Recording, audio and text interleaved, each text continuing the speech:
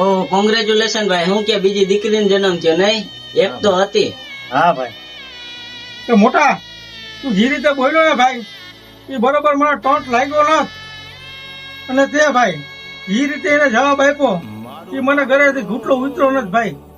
મેં કીધું એ બરાબર જ કીધું. દીકરો આવ્યો તો સારું હતું. દીકરી હોય કે દીકરો શું ફેર પડે ભાઈ? પડે પડે ભાઈ. તું હું દીકરીનું ઉપરાણું લે રહ્યો? દીકરી એટલે હું તને ખબર પડે? મને હું ખબર પડે ભાઈ દીકરી એટલે હું. હા પણ ટૂંકમાં એક તમને સમજાવી શકું કહી શકું કે ગમે એવી બાપની માથે અંધારી રાત હોય અને એને ધી કરી નાખે ને એને દીકરી કહેવાય. અને ગમે એવી બાપની માથે અંજવાળું હોય અને એને રાત કરી નાખે ને એનું નામ દીકરો કહેવાય.